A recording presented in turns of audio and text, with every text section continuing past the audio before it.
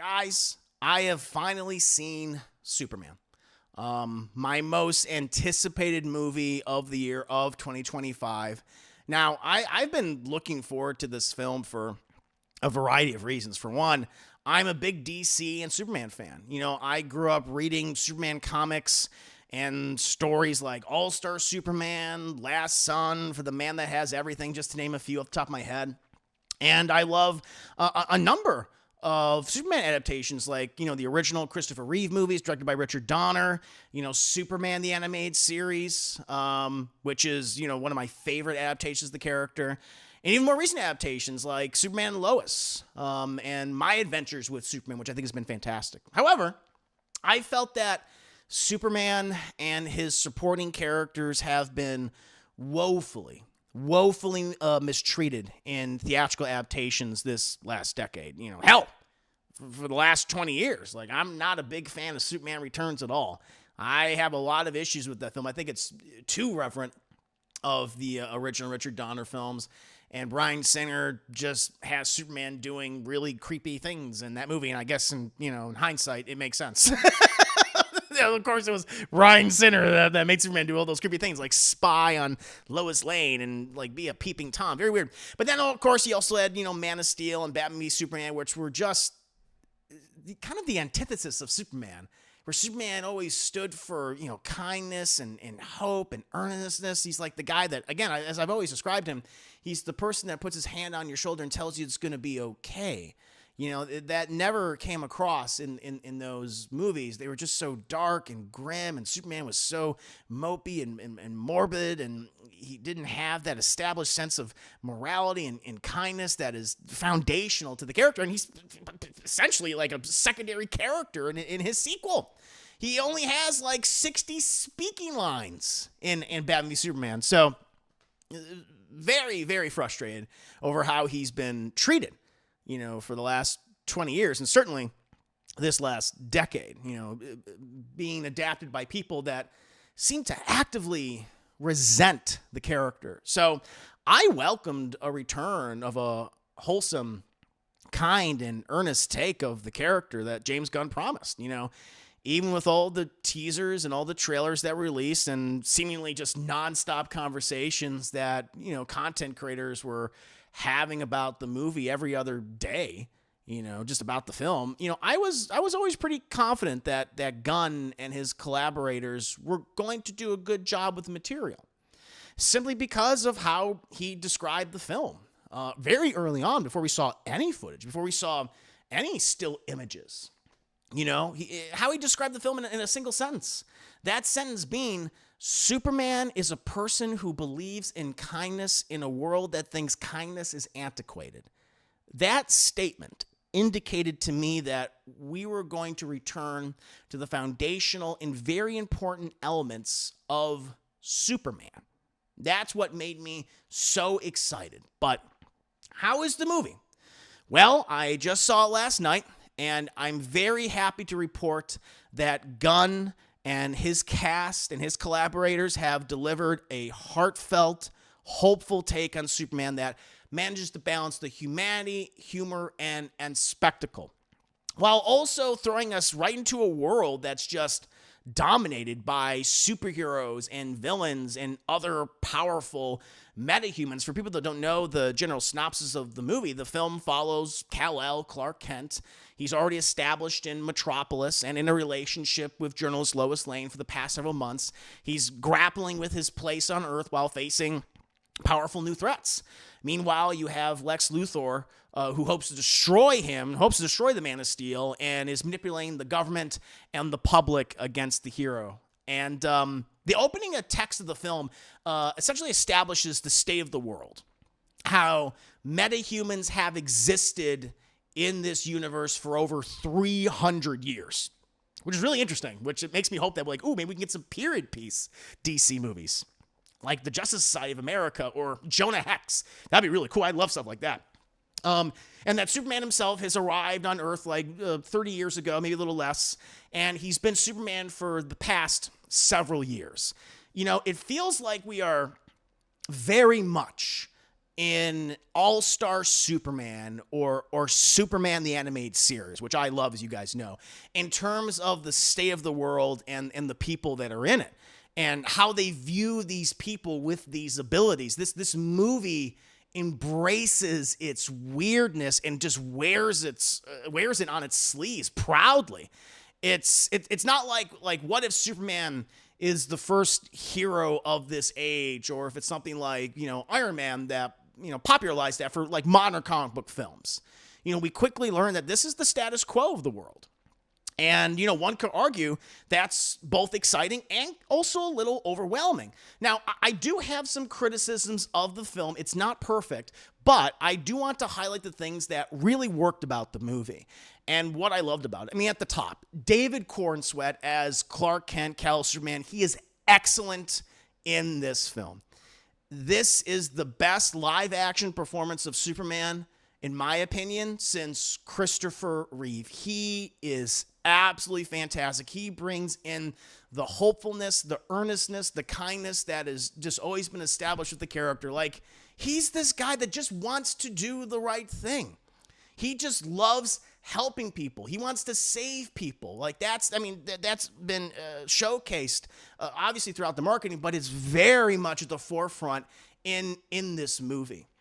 And just seeing the way, even, of course, you have some great scenes, which I'll go into more detail with some of the larger supporting cast, like with Rachel Brosnahan as Lois Lane, that kind of get at the heart of that and how that can be, that can be a conflict as well. But you just had so many scenes in the movie where he is just saving people. He's having a smile on his face, how he's interacting with the citizens, the denizens of Metropolis, and how so many of them love him. Everyone from, the little kids are just running up to him that, just want to talk to him. So excited to see Superman. To the guy that's selling tacos. He's like, I gave Superman a taco. Superman's like, that was a great taco, sir. Thank you so much, citizen.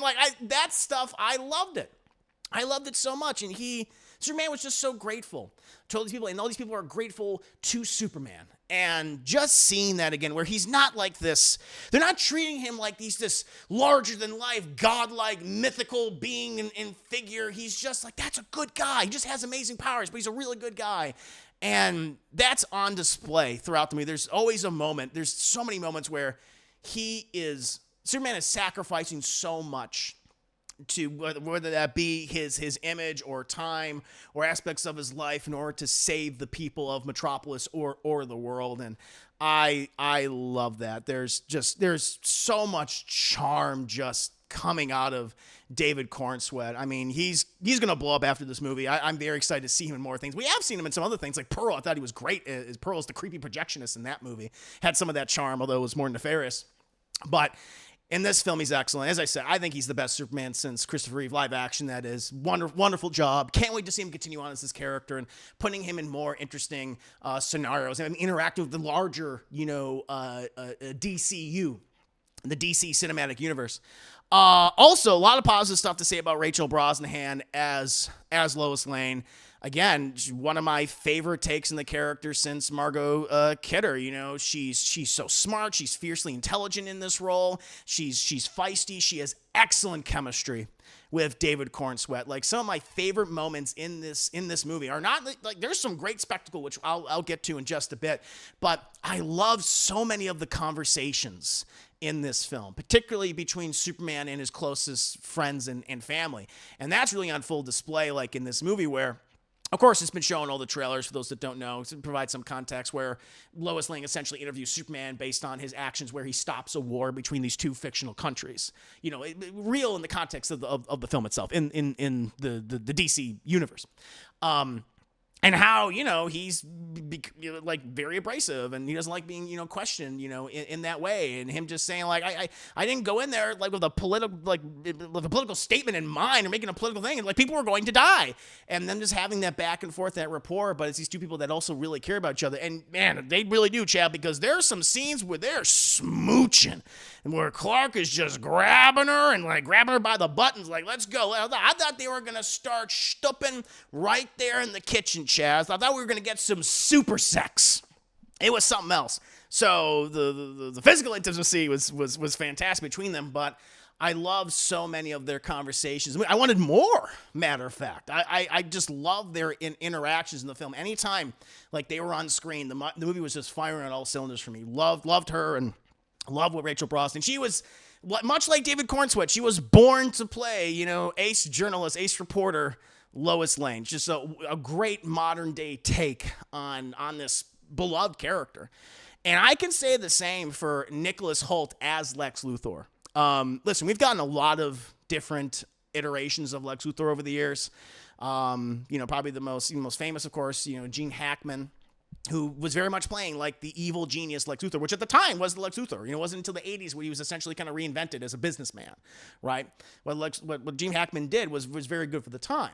But ever since then, like, I just felt like they'd never been able to get Lex Luthor always right in live action. I think the closest they've really come to it, and a performance I really appreciate, was from Michael Rosenbaum. I think he did a great job. He elevated the material that he was given on Smallville. My favorite take on Lex Luthor is obviously Clancy Brown, just perfect, but Nicholas Hoult, I think this is the best live action performance of Lex Luthor ever. He is so despicable throughout this entire movie. He is just a petty, envious, narcissistic prick. He is just so wrapped up in his feelings about himself, his delusions of grandeur, his hatred, just always specifically directed towards, like, he's so much of what he's doing is just because I hate Superman. I hate what he represents. I hate that all this stuff just came to people just fucking love him, and he just wears that like on himself like a suit in every scene that he's in. I just loved how just fucking petty he was, and he knows he. That's what's so great. Like he has this. He's like, I'm not dim. I know what I am. I'm envious. And it's like, wow. He's a hater. He is such a goddamn hater throughout this entire movie, and he's petulant. And I just love that about him. So many, but he's also diabolical. Like, he does some foul shit. It's like, you didn't have to do that. And then you realize just how far he's fallen, his psychosis, and how envious and just truly just mean that he is. Where, like, there's like, I don't want to go into too much, but he like wants to know about, like, who's the guy that gave Superman a taco? Who is that guy that works at that food truck? I want to know about that guy. It's like, dude, take it easy. But he does anything but take it easy. And he does it all just despite Superman, all just to throw in his face, to prove that, he's the greatest mind this planet has ever known. And he will kill thousands, millions, billions of people just to prove that. Loved what they did with him. There's some great funny moments with him too, but he is definitely the most hateable Lex Luthor that I've ever seen on screen, through and through. And I'm very excited to see him again. Another big character that really stood out to me was Eddie Gathegi. I hope I'm saying his name correctly. Apologies if I'm mispronouncing it. But he plays Mr. Terrific in the film. He's one of the members of the Justice Gang, which also features Guy Gardner, played by Nathan Fillion, and Hawkgirl, played by Isabel Marcel. I'll talk about them in just a bit. But he was also one of the big standouts. And I'm not too familiar with Mr. Terrific from the comics. I've read some stories with him and seen him in Justice League Unlimited and stuff. But here, he's just such a great character. Again, he's the most intelligent, one of the most intelligent minds on the planet. But he just is so confident and cool. He has this very matter-of-fact way of speaking that's also like really sarcastic and very funny. And I really dug it. There's a lot of standout moments with him throughout the movie that I thought were like really cool. And I'm just happy for him because, again, like this is not his first superhero film. He previously starred in X-Men First Class as the character Darwin, who I thought was horrifically mistreated by Matthew Vaughn. Just where Darwin, who is able to evolve and never die, except that's exactly what he does in that movie. So, and apparently, that's why I've never been a big X-Men First Class fan. I know a lot of people love that movie, but there's just moments in that film that really bother me, and that's one of the big moments. I was like, what the fuck was that? It was always bizarre. Apparently, he feels the same way. He feels the same way, where he's just like, I don't even want to talk about it. Like, it's probably kind of affected him And I watched an interview with him recently. He says, I'm just really happy that I'm playing this character, and he has a big role, and he's just so cool, and he's so interesting and different than what you would expect. And I agree. I became a really big fan of Mr. Terrific throughout this movie. He's in the movie a lot more than I thought he was going to be too. And he has a great relationship with Superman and with Lois Lane. They have some nice scenes together that really, really work for me. And I just mentioned them before, like Nathan Fillion as Guy Gardner, as like the first Green Lantern that we're being introduced to in this DCU. We're going to be introduced to Hal Jordan and John Stewart later on in the Lantern series, but this is our first introduction to him. And then they put in a lot of like Green Lantern's lore, which I think is very fun. I was like, oh, that's cool, mentioning the oath and stuff. Nathan Fillion is just great at playing a douchebag. He's charming. Obviously, he can play a hero, but he is really good at playing a douchebag. He's a douchebag with a heart, like in the film. Like, he's going to act like an asshole. He's going to say a sarcastic thing, a smarmy thing to you. Even when he doesn't seem to mean it, it just comes out of his mouth. Like, his mouth just has no goddamn filter. But they have these moments where he does the right thing, and I like that from him. And how they showcase the power ring and the Green Lantern's abilities is also really cool and visually interesting, especially after, the Green Lantern movie from 2011. It's like, man, they really need to rehabilitate this character or these characters' image, and I think this is a really good first step. They lean into the fact that he has a goofy haircut. They bring it up in the film. He gets a lot of funny moments. Like, he's peppered throughout the movie, so he's not always on screen. But when he is, like, he commands a scene. He does a really good job. And it's just so cool that Nathan Fillion's just always been tied to Green Lanterns for forever. Like, he's the voice of Hal Jordan in a lot of the DC animated movies. It just happens to play Guy Gardner, but I really liked him in the film a lot. I thought he was going to annoy me. I thought, like, oh, this character's going to be so fucking obnoxious. But Gunn manages to balance his assholishness with some wholesome moments where it's like, in the end, like, he still has a good heart, which I liked. Anthony Carrigan as Rex Mason as Metamorpho, who was introduced in the second half. They do some amazing things with his powers in the movie, which I thought they were. Like, he can create like any element essentially, and he plays a specific role in relation to Superman to keep Superman subdued. You can assume what he does, but I wanted actually more with him. He has a number of great comedic moments in the movie. I thought it was very cool. Of course, Anthony Carrigan coming off of stuff like Bear. I want to see him in more roles, and I thought this was great. I really liked him in the film. Skylar Gazondo, I hope I'm saying his name correctly, as Jimmy Olsen. I wish there was more stuff with Jimmy Olsen, but what they have in the movie is very fun. Of course, he's Superman's best friend, Clark Kent's best friend. Always the loyal, co-reporter with, of course, photojournalist, but he's essentially a reporter of the Daily Planet now. I wanted more with him because what they gave him was really good. He's like this stud. Like, the women, everyone, they all want to shtup him really bad in this movie. And he has a number of great comedic bits that kind of lean into that. There's just something about him, man. He just has that charisma. Really liked him throughout the film. And, of course, yes, Krypto, which this was kind of the big question mark, I think, for a lot of people. Going this movie, it's like, okay, Krypto the Superdog, which is, on paper, it sounds very goofy. Visually, it looks very goofy. How are you going to make that work? Holy shit, they make it work. They really do. So many scenes with Krypto were very funny and wholesome. I mean, he's a dog. He's a dog of superpowers. And he does all sorts of things. Like, if you're a dog owner, you've experienced all these things to a degree, and it's very funny. He has some laugh out loud moments. He has some moments that the audience will really enjoy and cheer behind, especially towards the end, that I really fucking dug. I was like, there was one moment where I was like, oh, that's good. that was very good. Two more people I want to bring up that I thought kind of are being underappreciated. And again, I wanted more with them, but it's Pruitt Taylor Vince and Neva Howell, who respectively play Jonathan and Martha Kent, Clark's Superman's adoptive parents. They really only have like three, I guess you could also argue 4 big scenes in the movie. But I really love each scene, especially in the films, like after the second act, essentially, and kind of it's the start of the third act, where Clark and Lois have to essentially retreat to Smallville, Kansas for a specific reason. But that's where we really get to interact with them or see Clark and Lois interact with them. And it's just some of the most beautiful, wholesome moments. I love the conversation that Clark and Jonathan have about Clark's place in this world. And Clark comes to learn something about his heritage, which I'll touch on a little bit in just a bit, which has him conflicted. And just the way in which, Vince, consoles David Cornswett's Clark in that scene, I just thought was so impactful and powerful. And I was like, yes, this is why, I've always said this, the reason why Superman is the way he is because of his parents, because of his adoptive parents, of what they instilled into him, that sense of morality and being earnest and kind.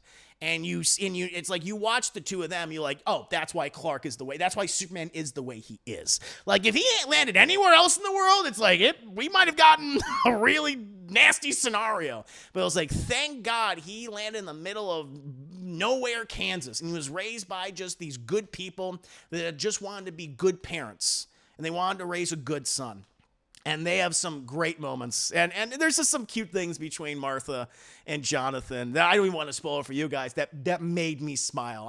I like that those two characters really wore their emotions on their sleeves, because that's what Clark does. That's what Superman does. He constantly can't help himself. He's sensitive because they're sensitive. I really like that. The aesthetics of the movie are straight out of Silver Age DC. There are some just crazy set pieces and scenarios in this movie. The color palette, it's the entire rainbow, honestly. Just so many blues and purples and crazy neon colors and reds. Like, it really stands out, especially in the second act where we go to like a prison. That's all I'll say, like a prison type area. I thought was really, really cool throughout the entire film. And just the visuals for a lot of the powers for these characters, I thought was really interesting and cool. But again, what it comes down to it's the moral clarity that Superman has that is just so refreshing. He loves doing the right thing and saving people. At one point in the film, he's like, I'm kind of punk rock because kindness is something we just don't see enough in this very cynical and cruel world. And people make fun of, like Lois makes fun of him. It's like punk rock, what are you talking about? But it's true. It absolutely is true. It's just such a dramatic departure from the DCEU, from the Zack Snyder Superman, which was the complete opposite. And we're getting this kind-hearted Superman that is clearly influenced by works that I love, like the original Richard Donner films. All-Star Superman and Superman the Animated Series, which is my favorite adaptation of the character ever. It feels like we've been dropped into the middle of this series in this huge world, which is filled with all these other superheroes. It's like, wow, right? It's pretty incredible. Now, despite me being very glowing about all these things, there are some things about the film that I think don't work, that I do have criticism of. It's not a perfect movie. There's a choice in regard to Superman's heritage that is different from the norm. It works in the context of the story that they're telling, but it will not work for everyone. I would compare it to something we learn about Batman's parents in the Telltale Batman series. It's something like that. And for those that know, for those that don't, well, you'll see. And I'm on both minds with this one. Like, it works with the story you're telling, but it's just like, man, I don't like that kind of take on Jor-El and his wife. That's all I'll say. Also, very surprised. I'm not going to say this, but very surprised who plays Jor-El in the movie. I was like, oh, that's cool. Didn't see that coming. But again, that's going to be the aspect of the film that's going to be debated for a long time, and I think there's merit on both sides. Like, I'm not going to die in the hill of like, well, it works for the context of the film, but at the same time, it's a far departure. Isabella Merced as Hawkgirl, I think, is just kind of there in the movie. She's just wasted. Now, to be fair, even though James Gunn writes a lot of great material for most of the supporting cast, there's just not a lot for her to do in the movie, honestly. Like, you could have removed her, and outside of, like, some action scenes with her, you would have still had the same film, because I think Guy Gardner and Mr. Terrific, they play more of a central, especially Mr. Terrific. But then next to Mr. Terrific, I would say Guy Gardner. Like, Hawkgirl is just kind of there. And again, I don't think material was written for her very well, but Isabel Merced is just not, I've seen her in several big movies over the last couple of years, and she just, outside of Dora the Explorer, I just really haven't cared for any of her performances. There's just such a lack of chemistry that she has with any of her, on-screen actors. Yeah, I didn't really care for that, which is too bad because so much of this series this movie feels like it's taking from the DCAU and Justice League Unlimited. It's like, oh, we're going to get a hot girl. And that hot girl, I'll tell you what, that hot girl, she has a lot of personality, and that is just not on display here as a comparison. So I hope they can do more with her in the future. Just what they showcase, it didn't work for me, to be perfectly honest. Also, I wanted more with the staff of the Daily Planet. Perry White and Steve Lombard. Like they're briefly in the first act, and they come around in the third act. They do more with them. But in those brief moments, I'm like, I really like what they did. But I wanted more. I wanted more from that world. Like, essentially, most of the time, we're spending more time with Superman than like Clark Kent, if you will. And I would have liked to spend more time as Clark Kent interacting with those other reporters with Lois Lane. I wanted more of that, of that day in the life of the Daily Planet and those journalists and what they do, because what the little snippets that we were given we're like, oh, that's nice. Give me more of that, please. And the other thing is, not every single joke lands. There's some humor that did work for me, but there's other parts where it's like, yeah, that landed kind of flat. That didn't work, But as I always like to say, comedy is the most subjective of genres. What I may not find funny, you may find very funny, or vice versa. But not every joke landed for me. I would say the majority of the humor worked, but there were some things like, could have cut that. Could have cut that out. Like there's this one with, this is one joke that with Mr. Terrific and a garage door. That's all I'll say. Where I was like, all right, that's okay. It's going on for a little too long. Didn't work. But again. This movie succeeds more than it doesn't. It lays down the necessary foundation for a DC cinematic universe and introduces us to a Superman that we all need right now. Like, at the end of the day, what this movie did right is that it focuses on Superman. Like, so much of the film and its characters and stories and subplots are in service of him and Clark's arc, and at the end of the day, like, that's the thing you're going to be talking about most is Superman. That's what you should do with a Superman movie. I mean, it's great that this character stands out and this character stands out, but you don't want those characters to outshine your principal character, and thankfully Superman shines throughout this entire movie. Not without its faults, not without its issues, but overall, I think this was a much-needed change theatrically, for the character, a very nice course correction. And I'm excited to see what they're going to do in the future, with a Superman sequel and with other, adaptations of these characters within the context of this universe. But overall, I really enjoyed the film, and I encourage people to check it out when they have the opportunity. But what about you guys? Did you like the movie as much as I did? Were you more mixed? You're like, I like some of this stuff. Or were you more like, I hate it? Why is Superman smiling? Why is he being nice? Why is he saving people? Let me know. 5 minutes later. Why didn't he kill Lex Luthor? Why didn't he snap his neck at the end of the movie? Oh, let me see what you guys are saying here. I was surprised by that casting for Jor-El. It makes sense, and it'll be interesting to see what they do with that going. Yes, because they're going to have to address. I feel like they're going to have to address it again. I didn't mind the casting either. I'm not going to say who it is because it's a surprise. But yeah, it's the narrative choice in the film. I'm like, I don't know. Poor Dora the Explorer. She can't get to be. She really can't. Yeah, this is a family potential request. Oh yeah, I haven't seen that. Why is the child in the Justice team? Yeah, it's true. She's like, why is this teenage girl hanging out with these two adult men? Oh man. Let's see here. Casey, I was not that impressed, and yeah, Isabel Merced, her hot girl is just there, but yeah, wasn't so impressed by her hot girl, and she kind of looks funny on screen because she's so tiny. When you see the DAC hot girl, way more personality. Oh, 100%. Like, personality shooting out of her ass, shooting out of her feathered butt, out of her cloaca, and stands on par with them. Meanwhile, Isabel Merced hot girl looks like a teenager in cosplay. Yeah, she looks like a teenager in cosplay. I agree.